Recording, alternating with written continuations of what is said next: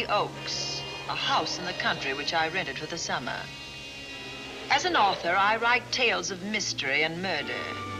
But the things that happened in this house were far more fantastic than any story I've ever had published. I brought a staff of servants from my city apartment, and my maid Lizzie Allen, who had been with me nearly 20 years. Lizzie? Yes, Miss Cornelia. Is the car ready? It's out the door. Look, Miss Cornelia, them servants you brought from the apartment are talking about walking out on us. Really? Well, I know they don't like it here, but I didn't think it was that bad. Well, they've been hearing things about the killer that the police call the Bat and the murders that he committed here this past winter. Now people are saying that he's back again. Well, how can they be sure of that? Has he committed another crime? No, not yet, but that ain't saying that he won't. Here's something else. You've heard about the bats they have here. Animal bats, the kind that fly. Yes, yes. Look what it says in this magazine. This is a report from the State Health Department, and it says some of them bats is rabid. Well. And that ain't all. Now there's a rumor going around that it was the bat himself, the killer, I mean, that released the rabid bats in this neighborhood. Oh, that's ridiculous. Well, the housekeeper, the cook, the butler, and the upstairs maid don't think so. Well, I can't help what they think. If hysterical nonsense like that can scare them out of their good jobs, it's their loss, not mine. Come on, Lizzie, I've got to get to the bank.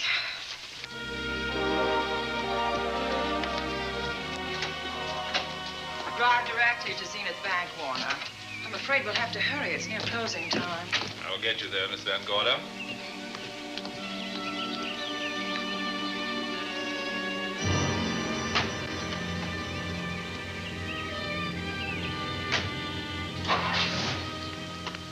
Thanks again.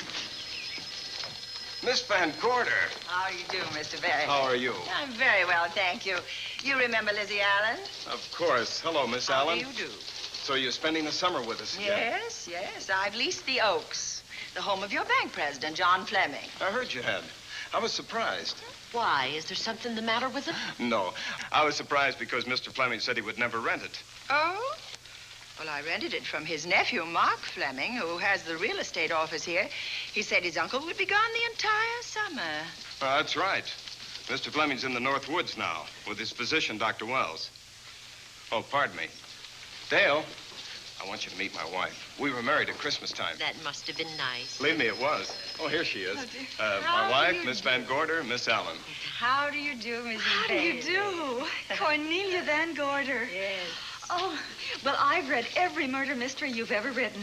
I just adored that weird one, The Private Morgue of Dr. X, even though it gave me the shivers. Only the shivers? Scared hell out of me. Oh.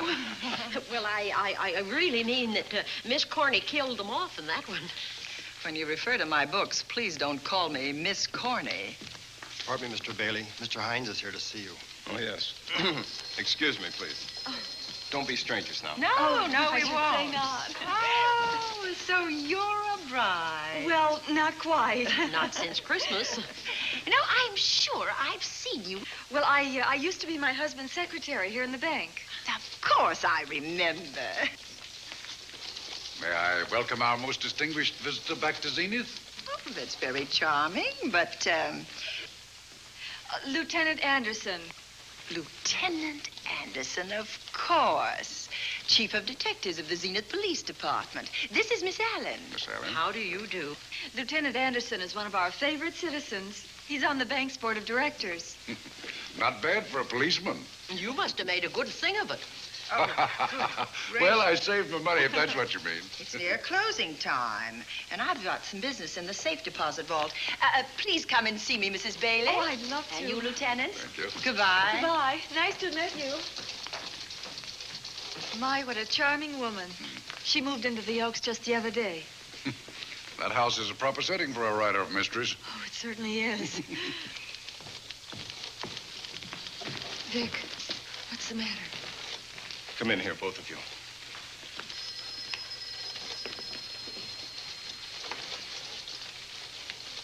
Andy, we're in trouble. Wendell Hines came in to pick up $350,000 worth of bonds that we were holding as collateral for a loan. They were kept in our special vault. Mr. Fleming and I are the only officers of the bank who have access to that vault. So? The Hines bonds are gone. That's not all.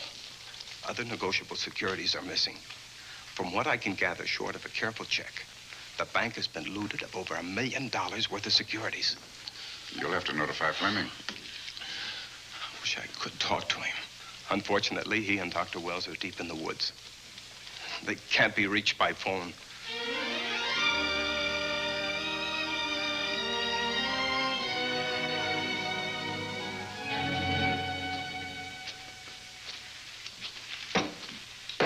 What is it?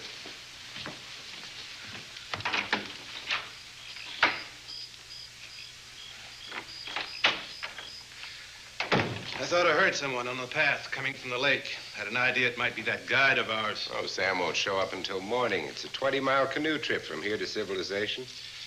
5 will get you 10. Sam has a message for me. I thought you told him at the bank not to bother you. I did, but they'll bother me. Doctor. Yes, John. What would you do for $500,000? Anything short of murder. Why not murder? Too messy. Too great a risk? For $500,000? Yes. I pinched $1 million from the bank. Well, I'm not kidding. I embezzled it. Not that I think you wouldn't do it if you thought you could get away with it. I got away with it. I'm not talking about currency. I took negotiable securities that could be converted into cash. I have the cash in 10s, 20s, and 100s. Well, I'm your doctor, not your lawyer. Why tell me this? You'll find out why. Who's going to take the blame for the robbery? Bailey, the cashier. They'll never suspect me. I like Bailey. Well, so do I. I love the guy. I gave him his first chance. He has a lovely little wife. Charming girl. Was the best man. Where's the $1 million? In my family's tomb in Zenith. In the crypt with my father's casket. I don't buy that, John. No? No. You forget that I had you in charge when you were a very sick man. When you raved in delirium. And I heard you talk about a hidden room. Now, where else could you put a hidden room except in that mansion you built? That white elephant you call the Oaks. Look, everyone knows I have a bad heart. Now, who would doubt it if you wired the bank directors that my heart had failed? That I had fallen from a great height here in the woods. And that I was badly smashed up. You could ship the body back for burial and instruct them not to open the casket due to the condition of its contents. Well, you realize, of course, that we'd have to have a body to put in that casket, which means that we'd have to deal with an undertaker at this end. Of course. Well, where do we get a body? Couldn't we provide one of our own? How about Sam? Sam, our guide? Sam weighs about as much as I do. He's practically a hermit. He wouldn't be missed for a long time. The local undertaker would know him. Not if we made him look as if he'd been in a serious accident. But if Bailey's going to take the blame, why'd he have to do this? A jury might acquit him. In that case, I'd be a logical suspect. I could disappear, of course, but it's safer if they think I'm dead.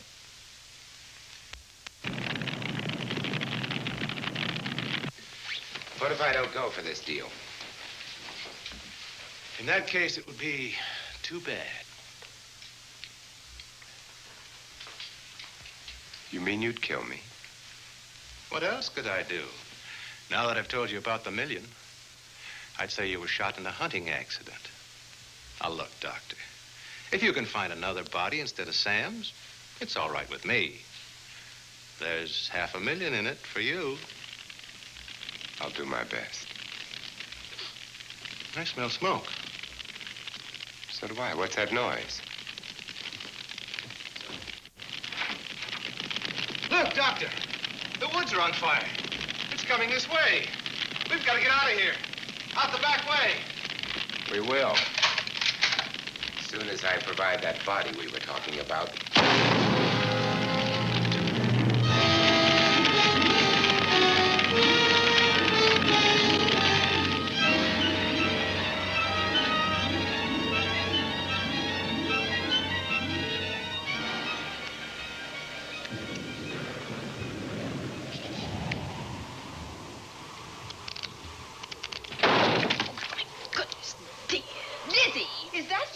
Yes, Miss Cornelia. There's a storm coming up, and it's gonna be a snorter. The wind nearly blew the door off its hinges. Well, that noise blew my game higher than a kite. I think I've lost some of the cars. Oh, I'll get them for you. Oh, I see you found the paper. Drat that paper boy, scooting by on his bicycle, just chucked it into a clump of bushes and let it go at that. For land's sake, Mr. Vic Bailey's been arrested. Oh? I think. Victor Bailey, vice president and cashier of the Zenith Bank, was arraigned before United States Commissioner Alvin Fielding, charged with the embezzlement of over $1 million. I can't believe Vic Bailey had anything to do with that robbery. Oh, well, I see our landlord is home again. Landlord? Mr. Fleming. Oh. Dr. Malcolm Wells is back in town with the body of John Fleming, president of the Zenith Bank, who was killed in a forest fire. Mr. Fleming will be laid to rest in his family's tomb on Friday. And I hope he stays there. Well, why shouldn't he? Well, this is his house. And ever since he died, some funny things have happened here. For instance? The housekeeper, the cook, and the butler said that they heard strange noises at night. And the upstairs maid swore that she met a man without a face coming up the back stairs. Oh, so that's why they quit and left me to run this place without a staff. They didn't tell you, Miss Corney, but the truth is they were scared to stay. But you're still here, Lizzie. Haven't you seen anything? No. No, and even if I had, I ain't afraid of ghosts. They're afraid of me. Honest, Miss Corney, a spiritualist told me once that ghosts was allergic to me. But this Bat feller they keep talking about in the paper, I guess he'd be different. No, I don't think you'd have the same effect on him. Oh, dear. What are they trying to do? Drive people away from this part of the country? Why, what does it say about the bat? His specialty seems to be killing women. My goodness, 2 of them in one night. All his victims died the same way, like their throats had been ripped open with steel claws. That's a charming little caper. I'll have to try it sometime. In a book.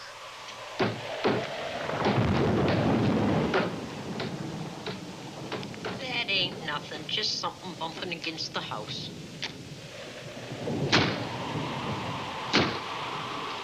That's just the wind banging a door. Pay no attention to it.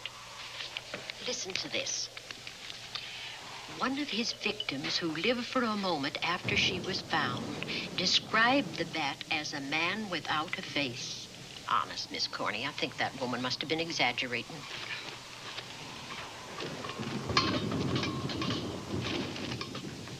That's just that heavy tapestry at the top of the stairs. I know. I've heard it before on a windy night.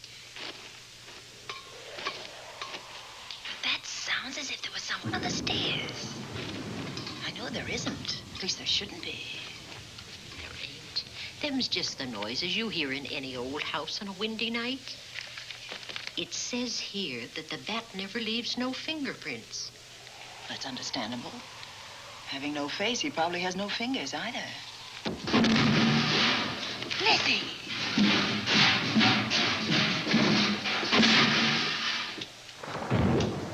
And that, I suppose, is the cat dropping its dentures. No, I don't think so. But I think it's something should be looked into.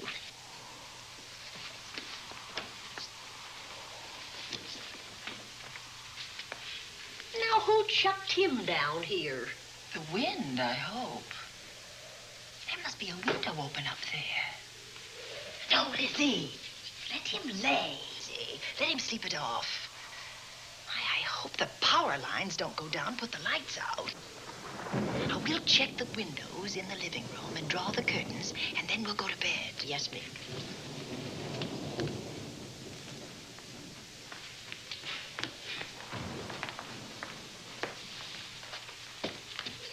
I won't be a minute.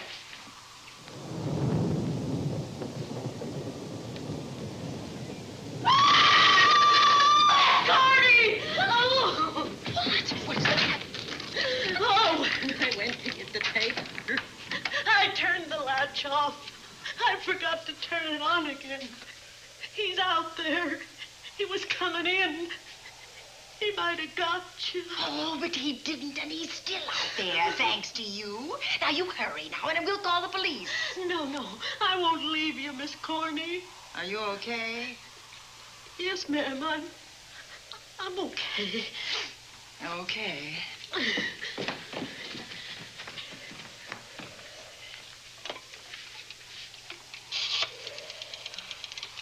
Operator? Give me the police department, please. Zenith Police Department. This is Cornelia Van Gorder. I'm living at the Oaks. We know about that, Miss Van Gorder. Just a moment ago, a man tried to force his way into this house. You're not alone there, are you? What about your servants? Well, I have none except my chauffeur, and he's away. He won't be back until the morning. Now, there's only 2 of us here tonight, and we're going to lock ourselves in my room.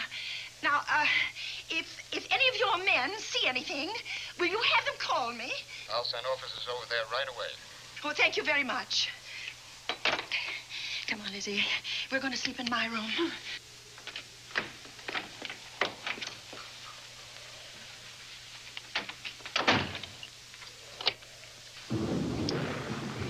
Well, nothing can get at us in this room now, I think. This door seems good and solid. Like the door to a tomb.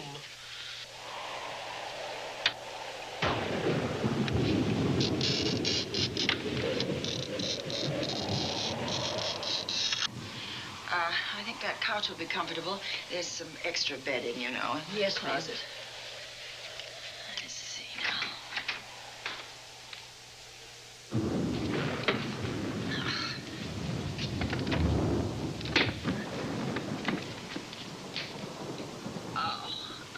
Huh? No bolt. Well, that's not so good.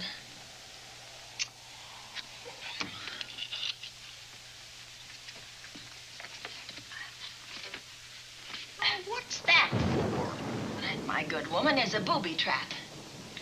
If anybody tries to open this transom, this will be knocked off, and we'll hear it fall.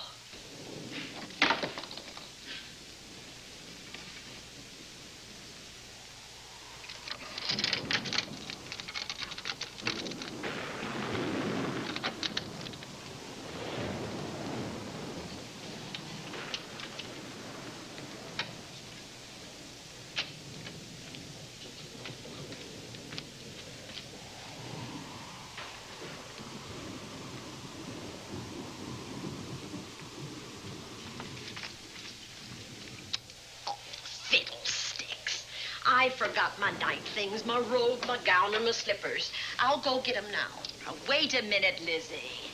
I'll go with you. Now, don't you bother, Miss Cornelia. My room's just down the hall. Lizzie, I told you to wait. It's all right. I'll only be a second. Get in here. Get in here.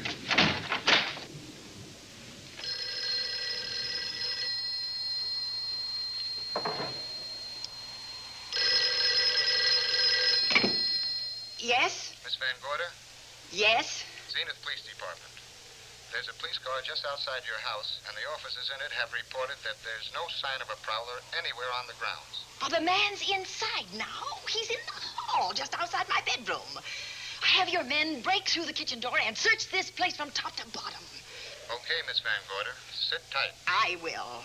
I have a gun, and I know how to use it.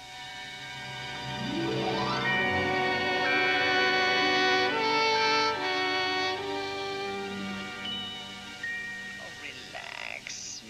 relax, Lizzie. The police did a good job. They couldn't find anybody in here.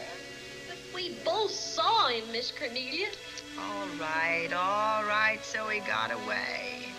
But there are men on guard outside, so just try and get some rest. There's nothing can get at us here.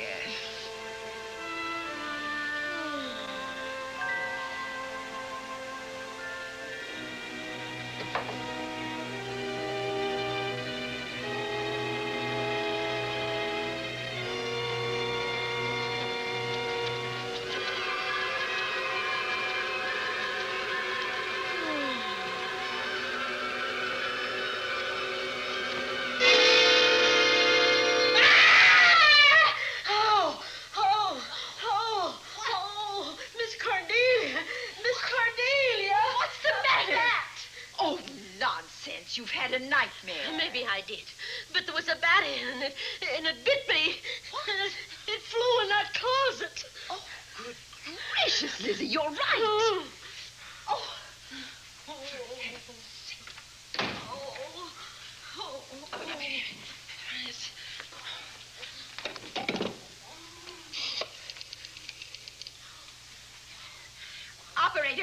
Operator, will you get me Dr. Malcolm Wells' office, please? No, I don't know his number, and I have no phone book up here, but this is an emergency. Will you connect me with his office, please? Oh, dear, I'm going to get the rabies. Hello? Hello? Dr. Wells' office? This is a call service. Dr. Wells is out at the moment, but if you'll give me your name and number, I'll try to locate him. Well, this is Miss Van Gorder of the Oaks. My maid has just been bitten by a bat that may be rabid, and she must have treatment as soon as possible. And I was told that Dr. Wells was the nearest physician. I'll try to find him for you, and if I can't, I'll send you another doctor. Oh, well, thank you very much. Oh, he's out on a case. Oh. Oh, I hope it's not a delivery. A baby, I mean, they can be terribly complicated. It never bothered me none. Oh, Lizzie, you never had a baby. Of course I didn't. That's why they never bothered me. Oh, does it hurt, huh? Little.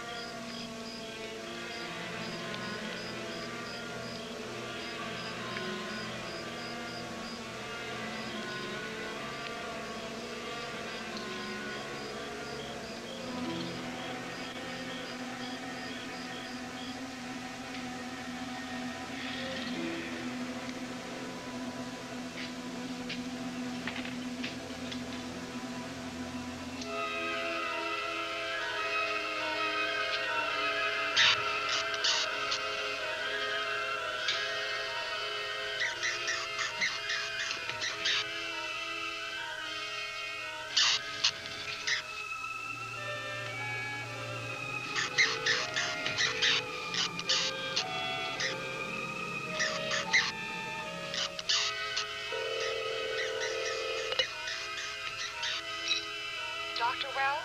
Are you there, Dr. Wells? Are you there, Dr. Wells? This is the operator. Your call service is on the wire. It's an emergency. This is Dr. Wells. This is your call service, Doctor. Oh, hello. I was just doing an experiment. I left the receiver off. That's what I thought, but I kept trying. Miss Van Gorder at the Oaks called and said that her maid had been bitten by a bat, and she's afraid it might be rabid. What? Oh, all right. Tell her I'll be right over there.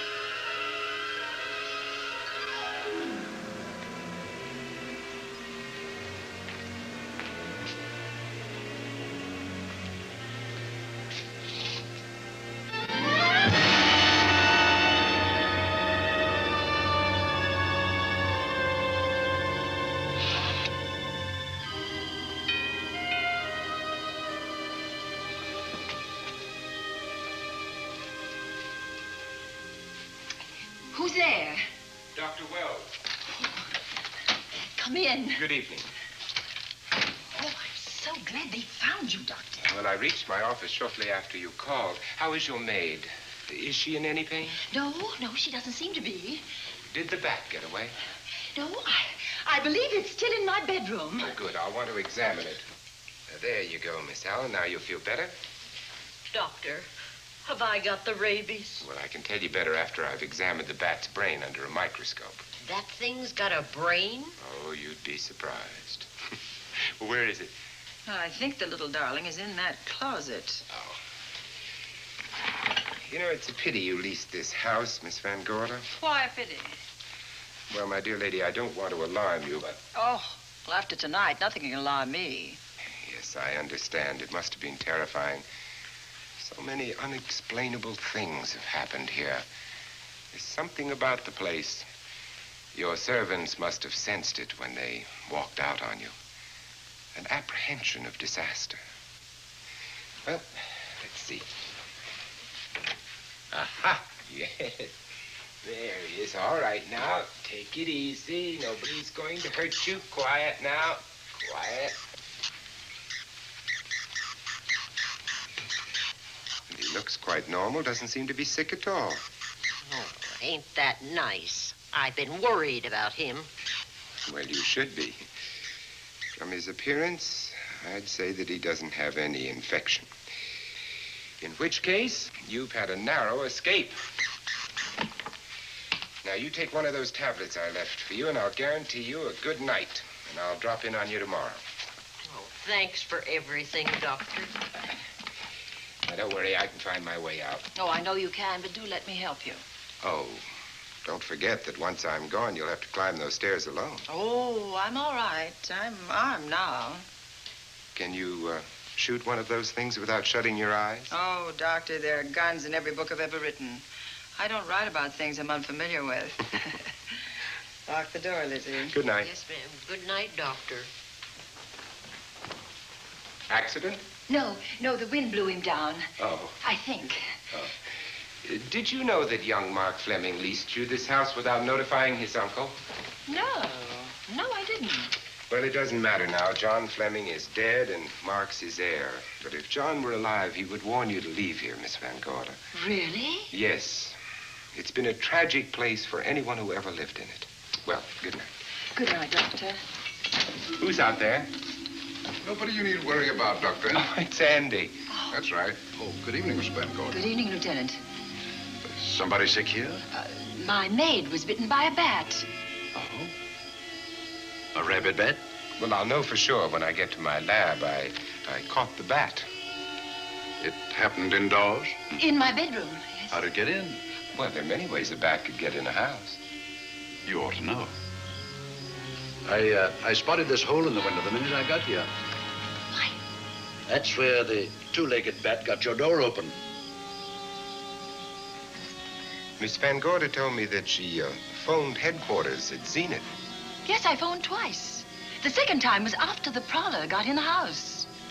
Weren't you at headquarters, Andy? No, but they contacted me. An officer came and searched the house from top to bottom, but they couldn't find the bat. You better have this window fixed tomorrow. Oh, yes, I certainly shall. Yes, and I'd better be going. I'm due in surgery at 8 o'clock in the morning. Good night. Good night, Doctor. There will be a man patrolling the grounds all night, Miss Van Oh, Gorder. thank you. And nobody inside, Andy? Why should there be? Well, how do you know but what the bat is hiding somewhere in the house? I'm quite sure he isn't in the house, Doctor. Not now. Good night. Good night.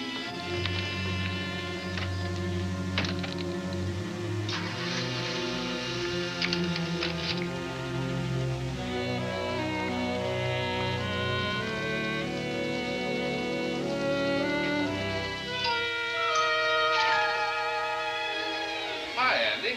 Hello, Mark. Well, congratulations. Real estate business must be picking up. New office, new furniture. New deal. How do you like it? Looks expensive. Are you squandering your inheritance? Oh, I haven't got it yet. Well, the paper says John Fleming left his entire fortune to you. Funny thing about that entire fortune is that we can't find it. No kidding.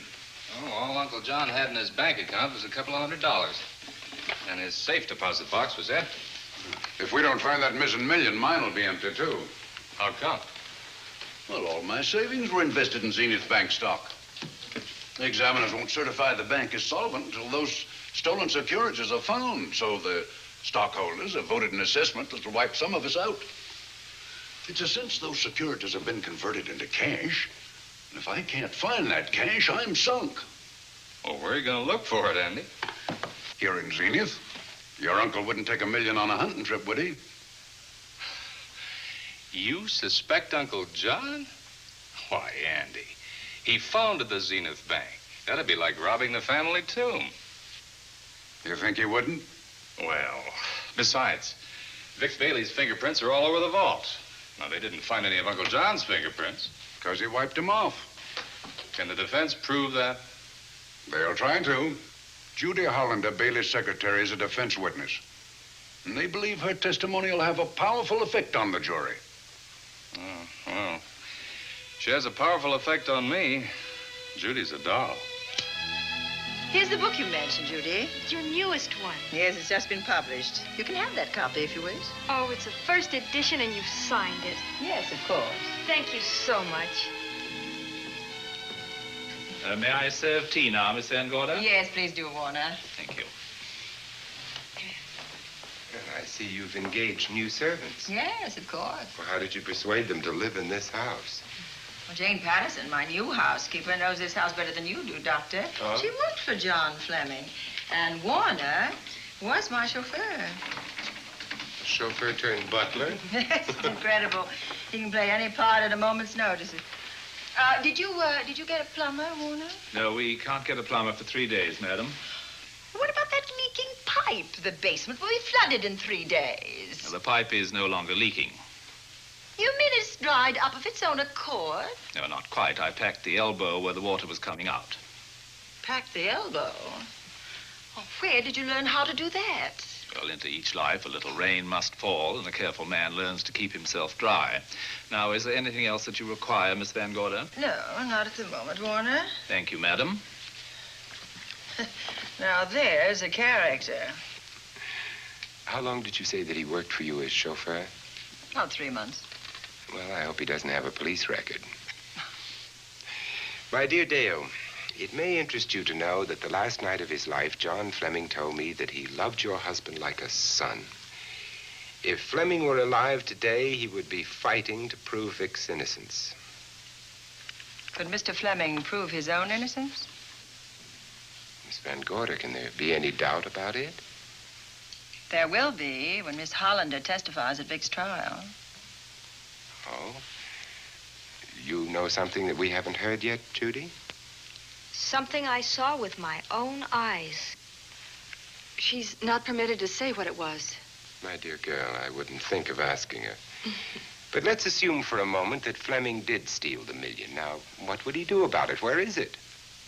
Hidden someplace where he could lay his hands on it without getting caught in the act. Now, if I was writing this, instead of living in the middle of it, I'd hide it right here in this spooky old house. Under a loose floorboard or up a chimney? If Mr. Fleming had the nerve to steal $1 million, he'd make his plans well in advance. I'd say he'd prepare a place to hide it. Possibly when this house was being built. Now, I rented this place from Mark Fleming, his nephew. I wonder if he'd have the floor plans. I'll ask him. Yes. Lizzie, will you bring Mrs. Bailey the phone? Oh, you ask him now. His number is Summit 7537. Oh, thank you, Lizzie. Summit 7537. Not bad, eh, Andy? That means new business. Now, you see, somebody wants to buy a house. Mark Fleming speaking. Oh, hello, Dale. Well, hang on a minute, honey, while I see if I have him. It's Dale Bailey, all excited. Miss Van Gorder wants to know if I have the floor plans of the Oaks. Now, what would she want with the floor plans? Well, she suggested to me that your uncle might have hidden the bank loot there. Are the plans here? Somewhere in the house itself. Wait a minute, there is a place where Uncle Johnny might have kept those blueprints. What place?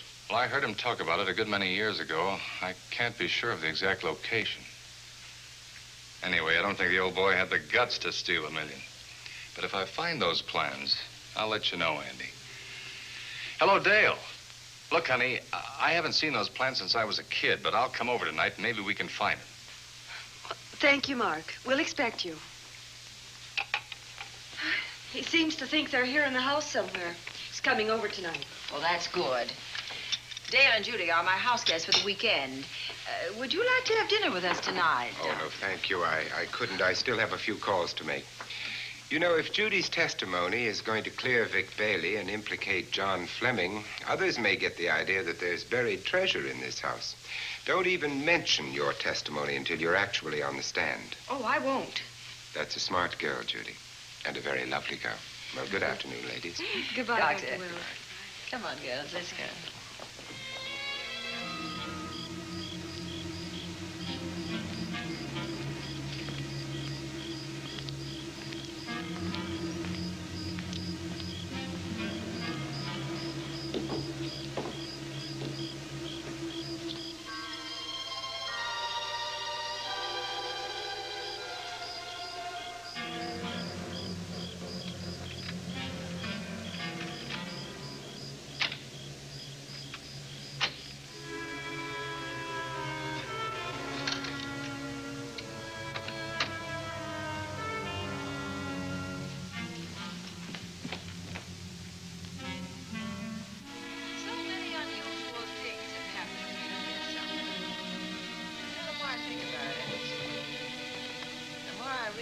I should be putting them down on paper.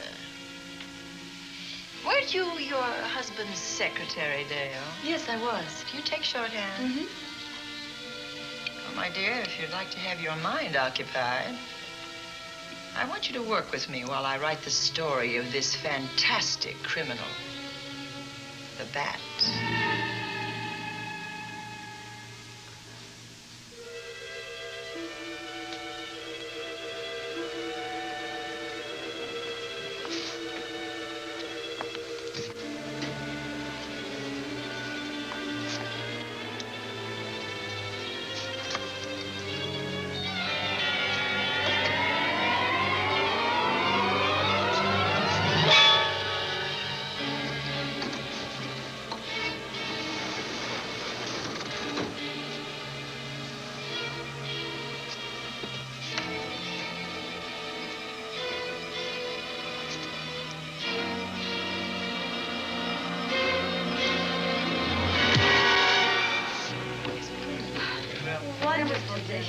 Thank you.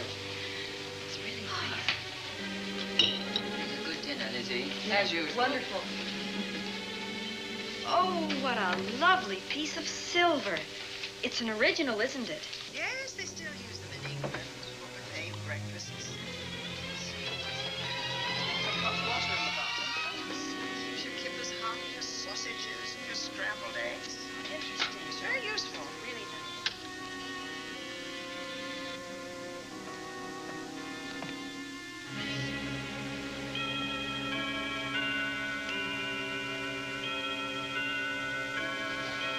Clock hasn't struck the hour in the last 10 years, if I'm to believe what Mark Fleming told me. Why is it angled away from the wall like that? I don't know. Somebody must have moved it. Lizzie, very likely when she was dusting. Wait a minute. Did you know there's a door in this paneling? No, I didn't. Oh, my gracious, so there is. Maybe it opens to a secret passage. Oh, certainly to a secret something. This is exciting. Who knows, girls? We'll be about to stumble on that missing $1 million. Oh, this is panel. There's a panel. There must be some gimmick to it. There always is. Yes, it moves. It moves. It moves. Oh.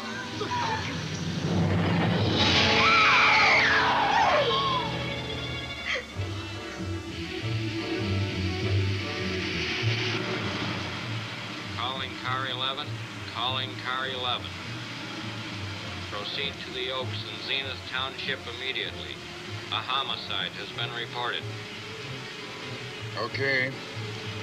proceeding to the Oaks. Notify the county coroner, Dr. Wells. Tell him to come to the Oaks at once.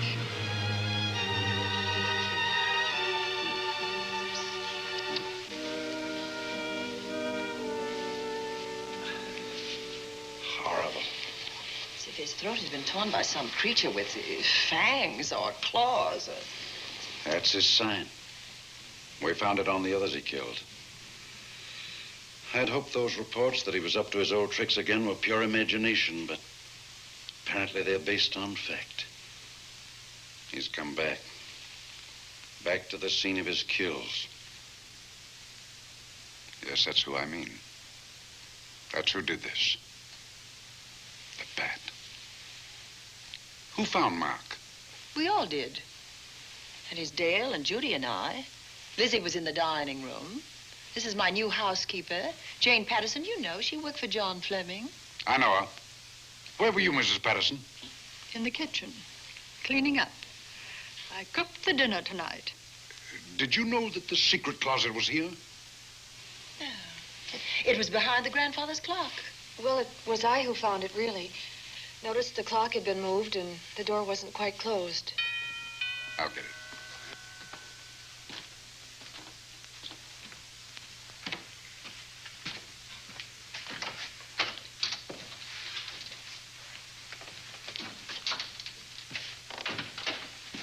Who is it?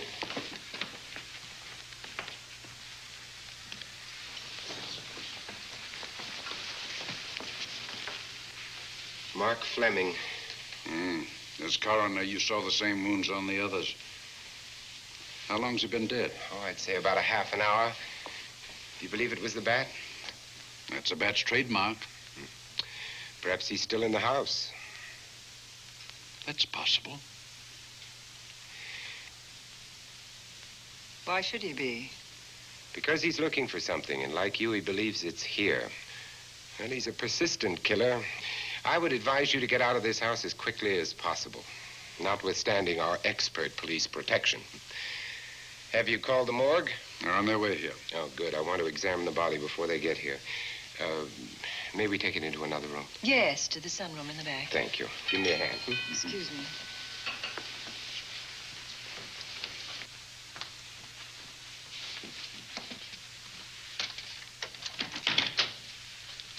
Oh, Warner, where have you been? Well, madam, has been an accident? There's been a murder. Mark Fleming, the young man from whom I leased this place, was killed here tonight. They know who did it? Well, they believe it was the bat. I'm sorry I had to use the front door, Miss Van Gorder, but I forgot my keys, and when I rang the bell at the kitchen door, there was no response. Oh, this is Warner, Lieutenant. He's my butler. He was my chauffeur. Why'd you promote him? But it's very difficult to find a butler. They don't like service in the country. Have you been a butler before? I've served in many capacities, sir, but this was my night off, and I forgot my keys. I heard that part. What time did you leave the house tonight? Oh, about 6:30. I had dinner at Wiley's Roadhouse. Can you prove where you spent the rest of the evening? I can try. Try hard. And don't leave the house. I'll get to you later. Very good, sir. I shall be in my room, Miss Van Gorder, if you need me. Yes, Warner. Surely you don't think he's... Warren and I've met before. I can't recall where or when, but I will.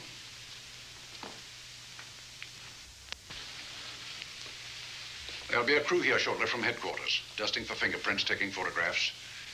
But in the meantime, Mrs. Patterson, you aren't leaving the house tonight, are you? No, Lieutenant. Don't. I'll talk to you in the morning. Good night. Good night, sir. Good night, Miss Van Gorder. Dale, I was with Mark Fleming this afternoon when you talked to him about the floor plans of this house. I heard him tell you he was coming here tonight. Dale called him at my request. She told me he was coming. Who else heard her tell you that? Judy, Lizzie. And that nice Dr. Wells. Dr. Wells. There are a few killers who kill for the fun of it.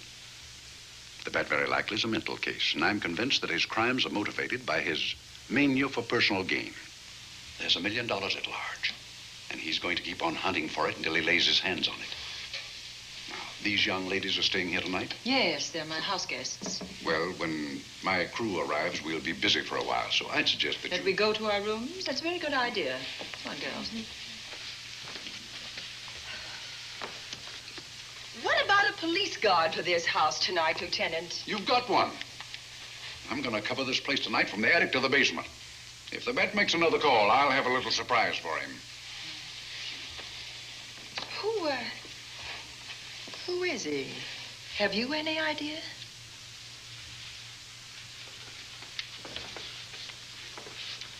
He could be anybody. So far, there are clues to his identity, but nothing we could take before a jury. I'm afraid we must look higher than the criminal world. He may be a merchant, lawyer, doctor, scientist, one of the pillars of his community. Ladies, lock your doors tonight. Stay behind them. I promise you you'll be safe. Good night. Good night, Lieutenant. Good night.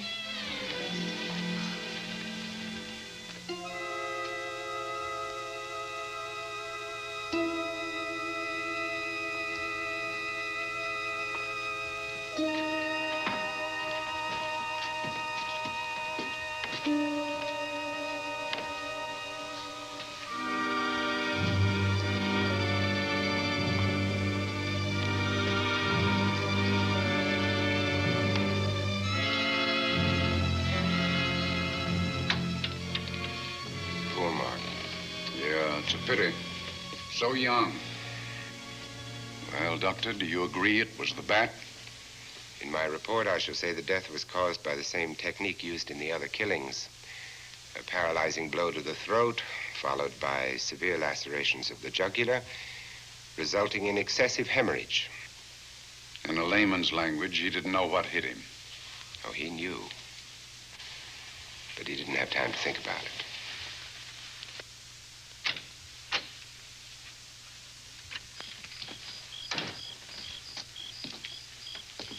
Staying here tonight, Andy? Well, until I check the doors and windows, but I'll be back bright and early in the morning. Neither snow, nor rain, nor heat, nor gloom of night stays these couriers from the swift completion of their appointed rounds. A lot of people are due for a shock when I close this case. Yes, I'm sure they are. Good night, Andy. Don't get hurt. Good night, Doctor.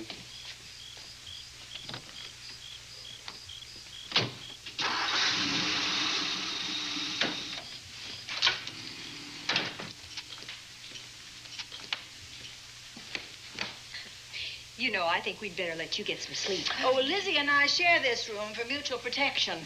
You know, one night, a storm blew the wires down, put the lights out, and I went out the next day and bought a half a dozen of these things. You better take one with you, Dale. Oh, thank you.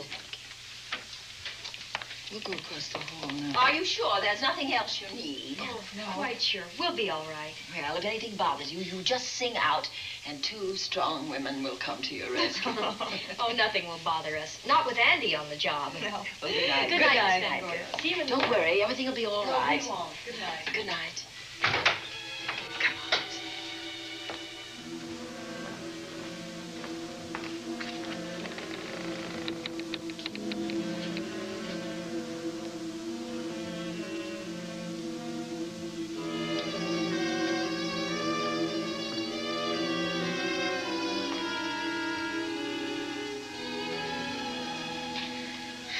I don't think I'll sleep tonight.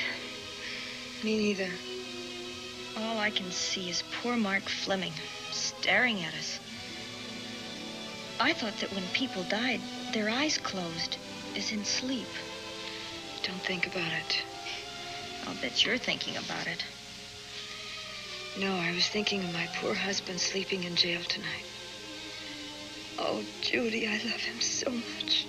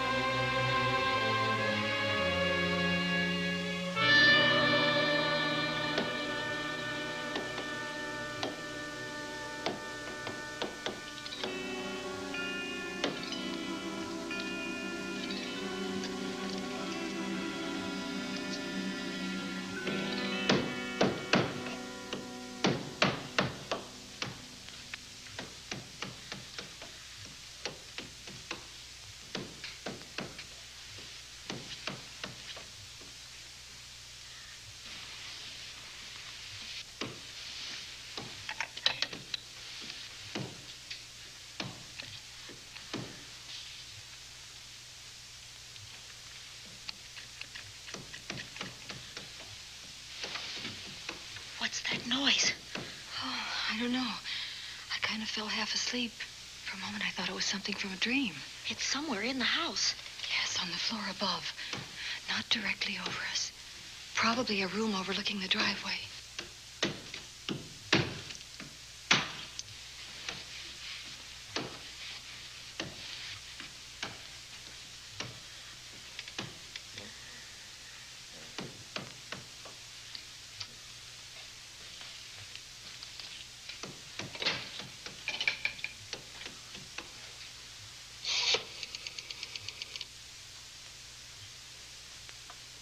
Should we call Miss Van Gorder?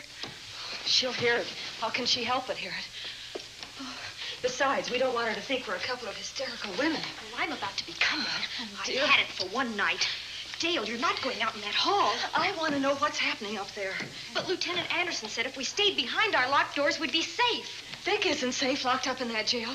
Suppose that stolen money is in this house. Mark Fleming seemed to think it was. Maybe that's what somebody's looking for. Oh, for heaven's sake, don't you hear that awful noise up there? Now, Lizzie, you've just got to stay awake. The house phone and the outside phone wires have been cut, and we can't get help.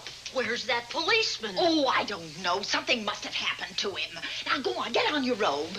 Oh, Dale, please don't go up there. I've got to. Think what it could mean to Vic. Now, you stay here. Oh, no. If you go, I go.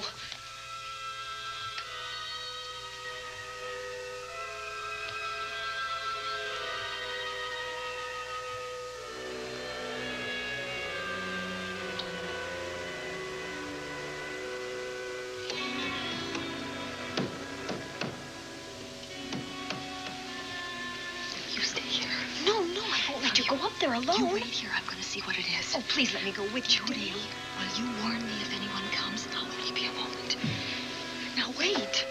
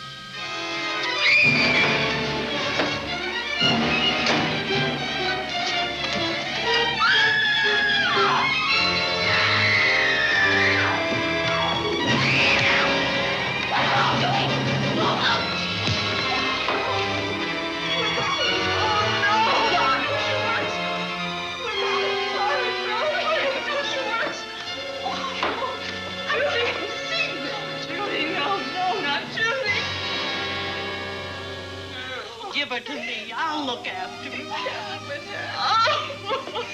Poor baby.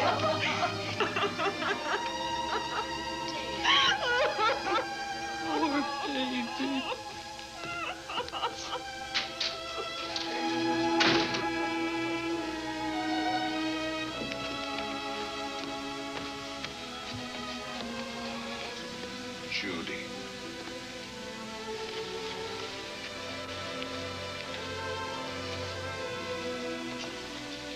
The bat. Yes, the bat. He caught her at the head of the stairs. We saw him rushing down the stairs as we came out of the room. I hurled that after him. I hit him, I believe. I'm going to cover this place from attic to basement, you said. Well, what were you covering when that poor child was murdered? Where were you? I saw a man outside in the grounds. I went out there and hunted him. I heard him in among the trees, and so I followed the sound of him as far as the brook down near the back road. And then I lost him. I'd rather give my own life than have this happen to Judy. But I told you to stay in your rooms and lock your doors and stay there. What was she doing at the head of those stairs? That was my fault. They heard a strange noise. Heavy pounding in one of the rooms on the 3rd floor. We all heard it. I wanted to see what it was. Judy, I wish she wouldn't let me go out by myself. I made her stay on the balcony. What about your new butler? Oh, well, he's in his room, I suppose. Oh, Mrs. Patterson. Oh, yes. Did you know what happened here? No, sir, but I heard the screams. I went to call Warner. We have rooms on the same floor, but he wasn't in his room. His bed hasn't been slept in. If Mrs. Patterson heard the screams, Warner could certainly hear them. You're quite right, sir. I heard them. Oh, you did? And where were you? Outside in the grounds. Miss Holland has been murdered. No. Oh, so you're surprised. Shocked. Well, I've seen better performances. I remember you now. Your name's not Warner. I've got a circular in my office with your picture on it. The Chicago police not so long ago were hunting for you in connection with the robbery. You're right again, sir. And they found me and they tried me and I proved my innocence and I was acquitted. That could have been a lucky break. Where were you when this child was killed? I told you before, sir. Outside. What were you doing there? I was following you. I saw you leaving the house and it seemed that you were hunting someone. I thought you might need some help. Oh, yes, sir. I followed your flashlight down through the trees. Then it disappeared. And then suddenly, as I was staring out into the darkness, I was struck by something on the back of the head. The next thing I knew, I was lying on the ground. I realized I'd been knocked out. I wish you had been knocked out. But then we'd have found you with your mask still on your face. You were hit here in this house with this poker as you were rushing down those stairs after that child was killed. Oh, no, sir. You can't pin this on me. I'm not the bat. I've never killed. I couldn't kill. I won't take the rap for this.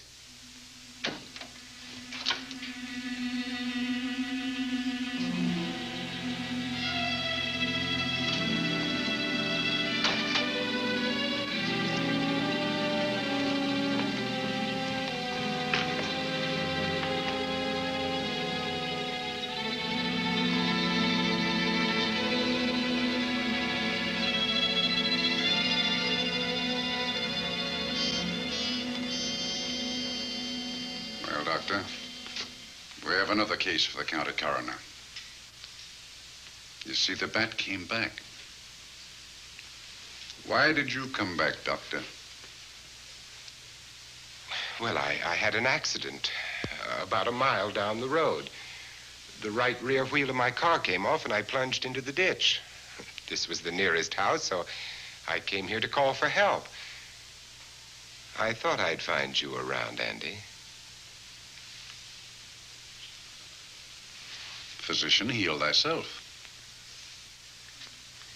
You must have been hit by something on the back of your head. I told you I had an accident. So you did, Doctor. So you did. I could be wrong. But maybe I'm not. We shall see. All right, dear, let's start a new chapter.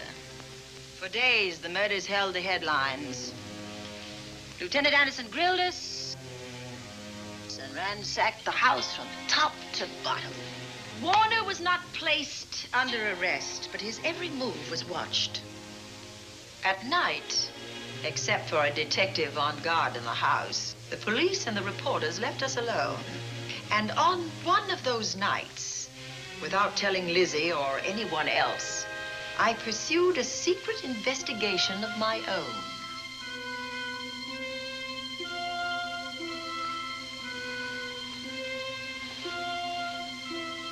It was in an empty room on the 3rd floor where we kept our trunks and other things.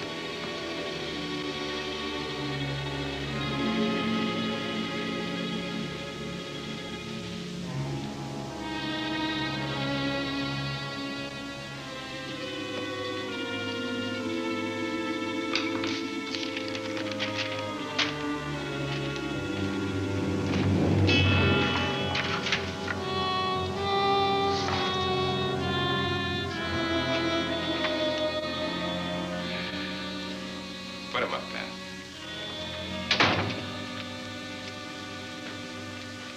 It's a bright idea to kill me in my own lab and let people think that I'm the bat. But you had to kill me first. What was it to be, ambush? And clever as you are, you're not smart enough to do that. Nor were you smart enough to find the money, though you came quite close to it. But I know where it is. And when you're dead with that sign pinned on your chest, I'm going to collect it and live happily ever after. He destroyed himself. How true that will be. Well, goodbye, Bat. Here's a serum that will heal you whether you're rabid or not.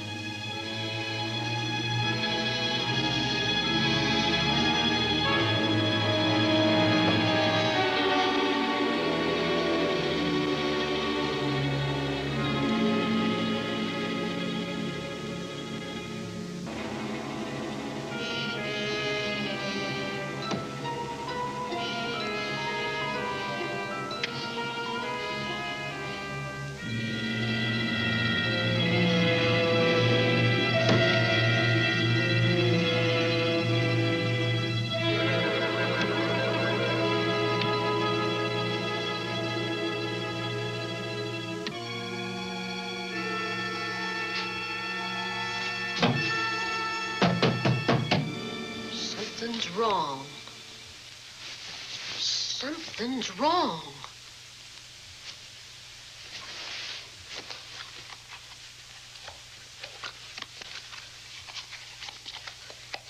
Miss Cornelia.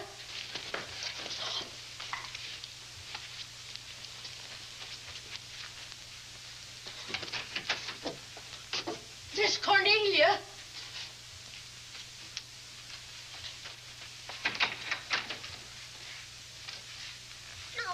Where would she be going at this time of night?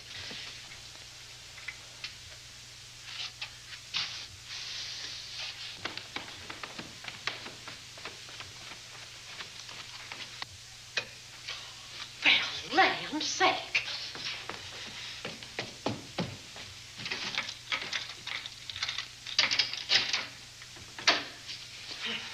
I never.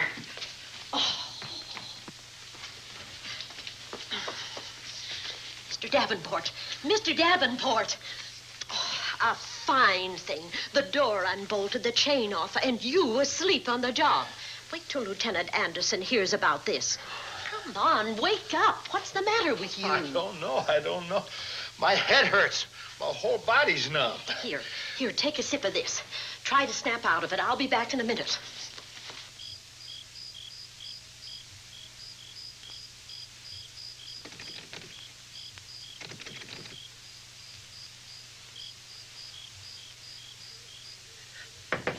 Hurry, will you? It's Lizzie. I'm terribly worried. I can't find Miss Cornelia anywhere, and something's happened to the policeman. I don't know what. Get Warner. Bring him to the drawing room. Tell him we need him.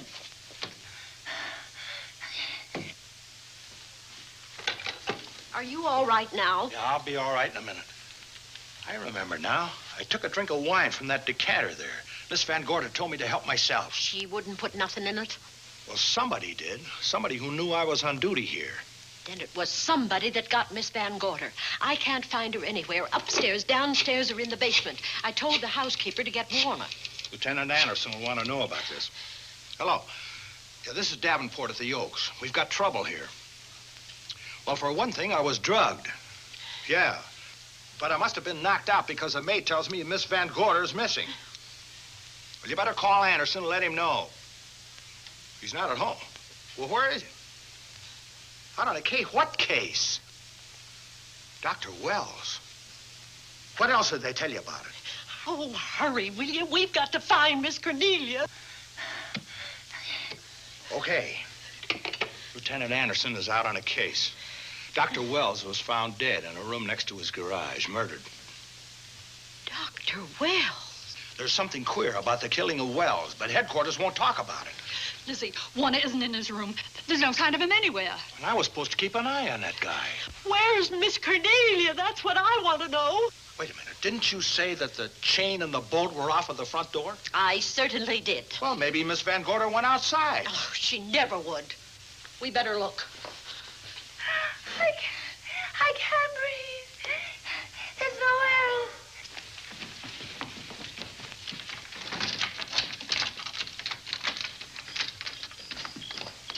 Miss Cornelia. Oh, Miss Van Miss Gorder. Cornelia. Miss Cornelia. Miss Van Gorder. Look. There's a light in that room on the 3rd floor. Were you up there tonight? Well, of course I was, but I turned the lights out before I came downstairs. Then Miss Cornelia might have turned them on again. That's where we're going to look first. Come on.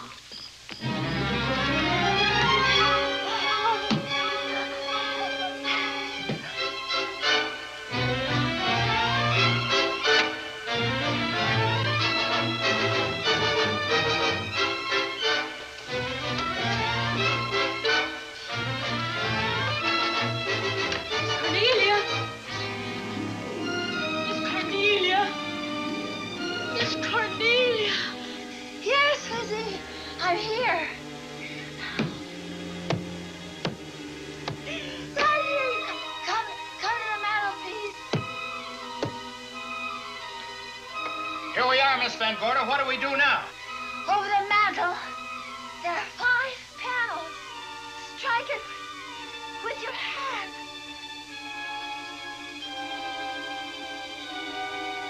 Which panel did you say, Miss Van Gorder? Oh, I just can't. Miss Van Gorder, which panel? We couldn't hear you. She said strike it. What difference does it make which panel? Strike them all. Look.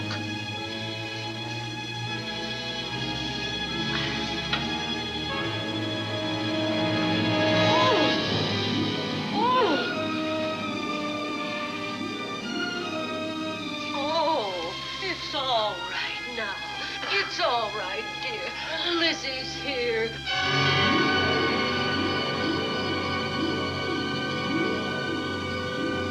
Feeling better? Yes, much better. We'll take you to your room. Oh, no, you won't. I'm going to stay right here. I'm quite all right. Oh, how blessed it is to breathe without an effort. You know, no one knows how sweet the air can taste until someone shuts it off for a moment. That room is just like a box. When the mantelpiece closed, it seemed like all the air was drawn out of it. Look, there it goes again! Let it close. I can open it from in here. There's a control panel behind this blueprint. Electric motor under the trap door here. Once the door is open, you can keep it that way. I believe that the fireplace in this other room opens the same way. And it does. I tried to find this, but I couldn't find it. Yeah, it's back at this blueprint here. Well, it's quite a setup. Too bad we can't open that safe in the same way. Take an expert to crack this box or a shot of nitro. Oh, maybe that's what the bat had in mind. Could be. Seems he's on the prowl tonight. Miss Van Gorder, Warner has disappeared. And Dr. Wells has been murdered. Dr. Wells? Lieutenant Anderson's on that case right now. Well, does he know what happened here tonight? They got word to him. He'll be here any minute.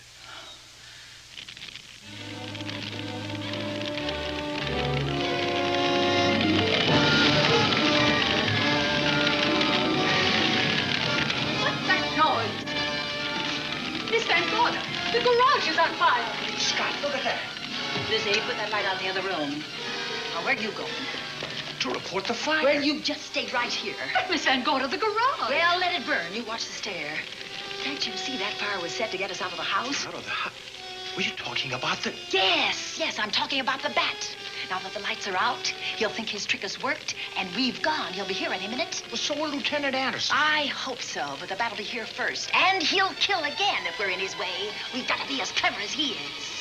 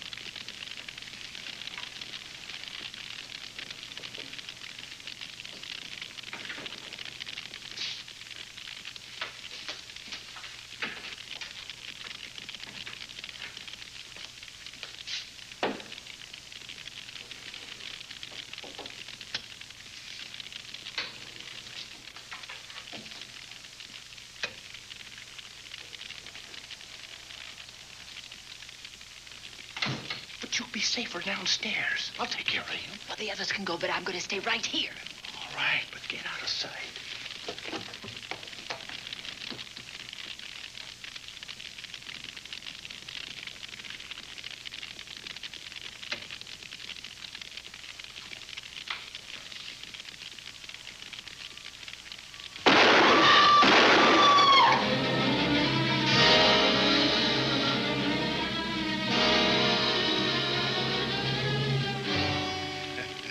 Let's face it, ladies, and get it over with.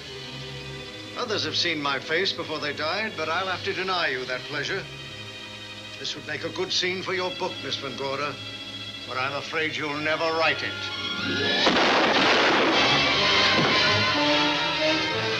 That is Warner. I couldn't tell. You misjudged me, Miss Ellen. Warner!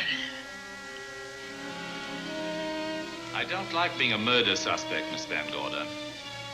I was headed for a plane, but halfway to the airport, I changed my mind and came back. I'm glad that I did.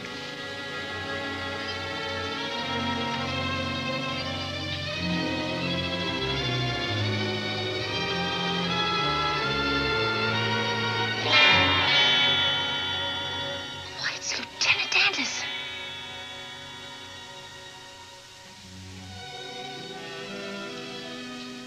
Yes, it was Anderson. He discovered the secret of the hidden room and was waiting to get into it and open up the safe. We found the money in it, a little over $1 million in tens and twenties and hundreds. Good old Andy. With all his ill-gotten gains invested in bank stock. It's rather a clever way to hide stolen money. In the open, as it were, and so respectable. But don't try it. No matter how clever you are, you can't hide murder.